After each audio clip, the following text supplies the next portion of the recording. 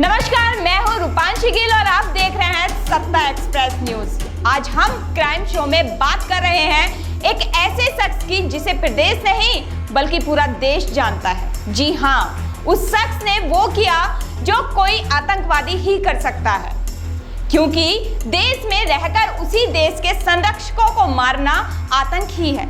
और ऐसा काम किसने किया है ये तो आप सभी भली भांति जानते हैं, लेकिन अपने वतन का बुरा करके आखिर कौन सुख से जी पाया है। आज हम जिस शख्स की बात कर रहे हैं उसका नाम है विकास दुबे। जी हाँ, ये वही विकास दुबे है कानपुर वाला, जिसे कानपुर के नाम से जाना जाता है। तो चलिए ले चलते हैं आपको कहानी सुनी अनसुनी की तरफ। विकास दुबे, जो विकास पंडित के नाम से भी जाना जाता था। विकास दुबे उत्तर प्रदेश के चौबेपुर के ब्लॉक गांव बिकरूर का रहने वाला था। उसने गांव में इतनी दहशत बना रखी थी कि गांव का एक भी व्यक्ति उसके खिलाफ नहीं खड़ा होता था। इसी कारण वह अपने पूरे गांव पर बलपूर्वक राज किया करता था। विकास ने अपनी प्रारंभिक पढ़ाई गांव के ही स्कूल से की थी। दोस्त बनना और दादागिरी करना बचपन से ही उसका सपना था। पढ़ाई में मन लगाना मानो उसे कितना कठिन काम लगता था। अगर बात किसी से झगड़े की आ जाए तो वह विकास शुरू से ही आगे रहता था। उसका किसी से डरना मानो नामुमकिन था। उसने बचपन में ही अपना ग्रुप खड़ा कर लिया था, जिसने उसका अंत तक साथ दिया। उसके ग्रुप का एक सदस्य उसके प्रति ईमानदार और विकास दुबे के लिए जान देने के लिए हमेशा तैयार रहता था। अपने साथियों की वजह से विकास इतना निडर था कि कुछ करने से पहले वह कभी नहीं सोचता था। चाहे किसी की हत्या करनी हो, लूट करनी हो या फिर किसी की जमीन पर अवैध कब्जा करना हो। उसने अपने जीवन में कई हत्याएं की और पता नहीं कितने ही लोगों की जमीन पर कब्जे किए हैं।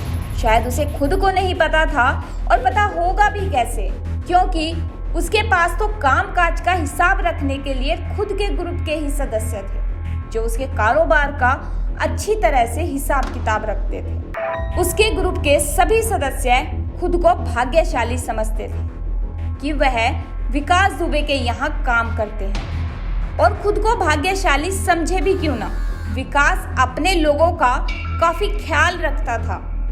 कोई भी परेशानी हो, अपने लोगों के साथ हमेशा कंधे से कंधा मिलाकर खड़ा रहता था। बस यहीं से उसके दिल का खौफ निकल गया था और उसने जुर्म की दुनिया में अपना खुद का नाम दर्ज करने की सोची। पहले तो वह क्षेत्र के ही छोटे मोटे झगड़ों में शामिल रहता था, जिसे वह दबाव बनाकर खुद ही निपटवा लेता था। लेकिन उसके खिलाफ पहला आपराधिक मामला सन 1990 के दशक के शुरुआत में दर्ज किया गया था। आपको बता दें कि यह पहला मामला विकास दुबे पर हत्या का था, जिसमें वह शामिल था, और इस हत्या की वारदात को उसने अंजाम भी दिया था। इस हत्या के मामले में उसे जल्द ही बरी कर दिया गया था, क्योंकि उसके खिलाफ कोई खड़ा नहीं हो सकता था। गवाही देना तो बहुत दूर की बात है, यही हौसले उसे बेखौफ करते थे। और कहते हैं, जो व्यक्ति बेखौफ हो जाता है वह किसी से नहीं डरता, चाहे पुलिस हो, कानून हो या फिर कोई भी हो। अपनी पहली वारदात को अंजाम देकर विकास दुबे लगातार घटनाओं को अंजाम देता रहा। उसका आसपास के क्षेत्रों में काफी नाम हो गया था। अपना अच्छा रुतबा देख विकास भी काफी खुश रहता था। उसे पंडित जी कहलवाना काफी अच्छा लगता था। जब भी कोई व्यक्ति उसे पंडित जी कहता, मानो उसकी छाती चौड़ी हो जाती। गांव देहात में काफी दहशत फैलाकर अब विकास कहाँ रुकने वाला था। उसे चाहिए था पूरे कानपुर में नाम। बस अपना नाम और दहशत बनाने के लिए विकास दुबे निकल पड़ा शहर की तरफ। अब विकास की एंट्री कानपुर शहर में हो चुकी थी, जहां उसकी मुलाकात राजू खुल्लर नाम के शख्स से हुई थी, जो कि कानपुर शहर के काकादेव शास्त्री नगर इलाके में था। ये बात लगभग सन 1997 या 98 की होगी। उस समय इस इलाके में केवल दो ही नाम चलते थे। पहला राजू खुल्लर का और दूसरा नाम था भूरे राजू खुल्लर। और भूरे के बीच काफी दुश्मनी थी, जिससे दोनों में काफी तकरार बनी हुई थी, क्योंकि अब विकास दुबे की राजू खुल्लर से काफी अच्छी मित्रता हो गई थी। अब खुल्लर पहले से और भी मजबूत हो गया था। एक अपने जैसा ही यार मिलना भुल्लर के लिए खुशनसीबी की बात थी। धीरे धीरे विकास और राजू भुल्लर ने इलाकों पर कब्जा करना शुरू कर दिया और नतीजा यह निकला कि भूरे को कानपुर शहर ही छोड़ना पड़ा। अब दोनों की मित्रता इतनी मजबूत हो गई थी कि यदि देहात में विकास का कुछ मामला होता तो खुल्लर अपनी टीम लेकर विकास की मदद के लिए देहात पहुंच जाता, और शहर में खुल्लर का कुछ मामला होता तो विकास अपनी टीम को लेकर उसकी मदद के लिए पहुंच जाता। इस प्रकार विकास दुबे की कानपुर शहर में ऑफिशियल एंट्री हुई। खुल्लर से विकास के कुछ ज्यादा खास ही संबंध बन गए थे। इसी के साथ खुल्लर की बहन रिचा से विकास दुबे को प्रेम हो गया और आगे चलकर दोनों ने शादी कर ली। कानपुर के ही कल्याणपुर में एक दरोगा हुए थे जिनका नाम था हरिओम यादव। हरिओम यादव जुर्म के सख्त खिलाफ थे, इसीलिए हरिओम यादव की विकास से नहीं बनती थी। उन्होंने कई बार विकास को समझाया भी कि या तो वो जुर्म का रास्ता छोड़ दे या फिर ये शहर ही छोड़ दे, लेकिन इस बात का विकास पर कहाँ असर पड़ने वाला था। वो तो बेखौफ जुर्म की दुनिया में मग्न था, और हो भी क्यों ना। जिस तरफ देखो पंडित जी की ही आवाज गूंजती थी। एक रोज विकास दुबे सिविल से कानपुर कचहरी आया। जब वह कचहरी से लौट रहा था तो लौटते वक्त हरिओम यादव ने विकास दुबे को पकड़ लिया। विकास को पकड़ने के बाद पुलिस और विकास के गुंडों में लड़ाई हो गई। कहते हैं कि इस लड़ाई में हरिओम यादव ने गोली तक चलाई थी। आखिरकार इतनी मारपीट के बाद पुलिस ने विकास दुबे को घेर लिया और उसे कल्याणपुर थाने लेकर चली आई। लेकिन हरिओम यादव को कहाँ पता था कि उनके थाने पहुंचने से पहले विकास दुबे के समर्थक थाने पहुंच जाए। थाने में चौबेपुर से ट्रैक्टरों से भरकर लगभग 500 से ज्यादा लोग पहुंचे। लोगों को यह डर था कि कहीं पुलिस विकास भैया को मार ना दे।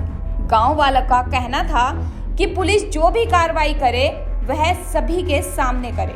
इसी मांग को लेकर कानपुर शहर के दो नेता थाने के सामने धरना देकर बैठ गए, जिनका नाम था भगवती सागर और राजा रामपाल। इन दोनों नेताओं की गिनती शहर के बड़े नेताओं में होती थी। लेकिन जब ये दोनों नेता ही विकास के लिए धरने पर बैठ गए, तब दरोगा हरिओम यादव ने सोच लिया कि विकास दुबे की पहुंच ऊपर तक है। इसके लिए पुलिस को कोई ठोस सबूत चाहिए जो विकास को कड़ी से कड़ी सजा दिला सके। मजबूरन हरिओम यादव को विकास दुबे छोड़ना पड़ा। विकास दुबे अब वो आदमी बन चुका था जिसे पुलिस भी सलाम ठोकने लगी।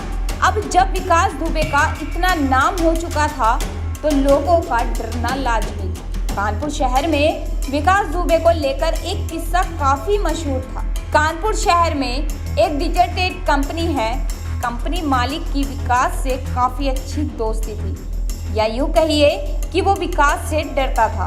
कहते हैं कि कंपनी में विकास की पर्ची पर नौकरी मिल जाती थी। यदि विकास किसी को भी अपनी पर्ची पर नाम लिख देता तो उसे बिना किसी मेहनत के नौकरी मिल जाती थी। फिर उसी कंपनी ने डेयरी ब्रांड लॉन्च किया।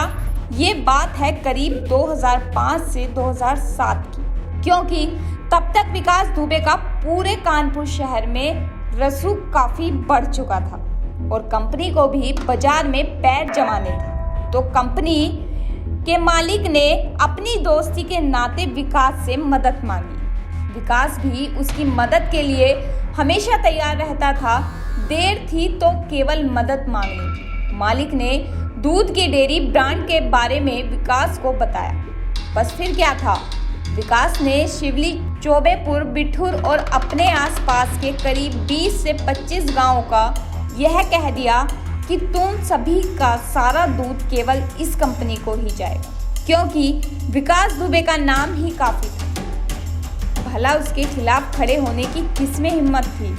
ऐसा कौन था जो विकास के सामने खड़ा होकर उसकी आंखों में आंखें डालकर कोई बात भी कह सके? सारा का सारा दूध उस कंपनी को जाने लगा जिसे विकास पहुंचाने वाला था। कंपनी धड़ल्ले से चल निकली।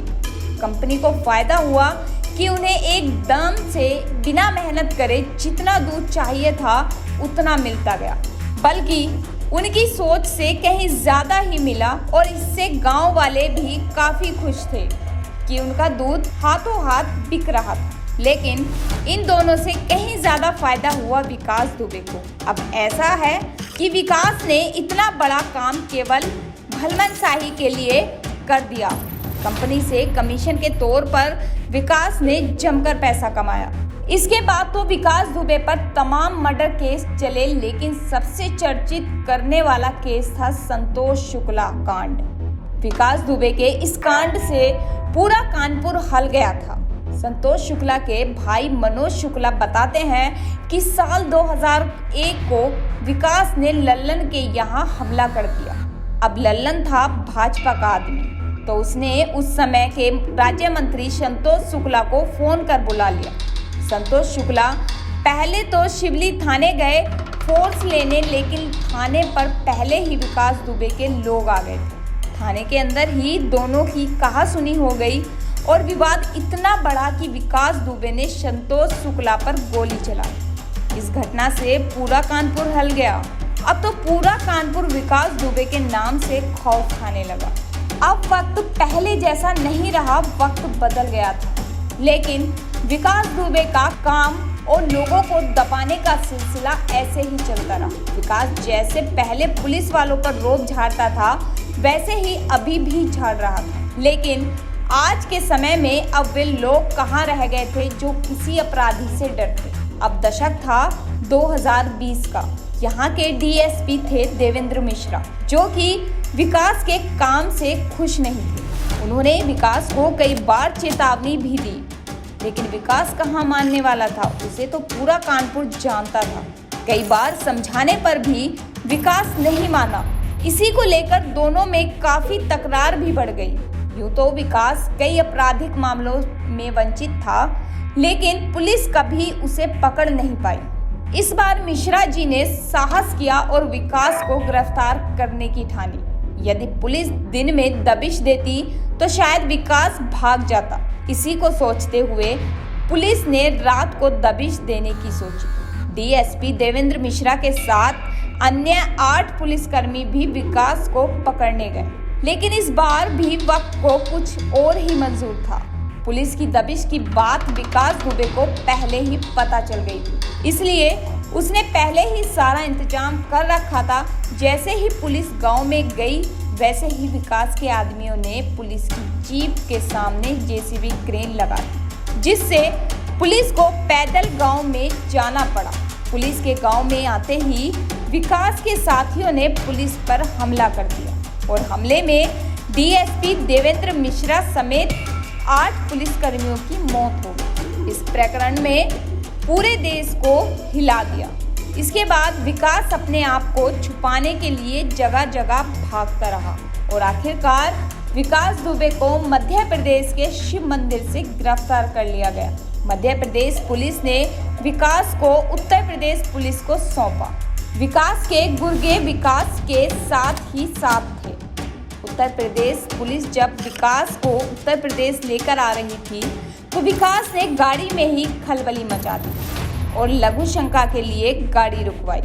उसके बाद विकास ने बड़ी चतुराई से दरोगा की पिस्टल छीनी और पुलिस पर वार कर दिया। जवाबी हमले में विकास मारा गया। इस प्रकार कानपुर की दहशत का अंत हो गया।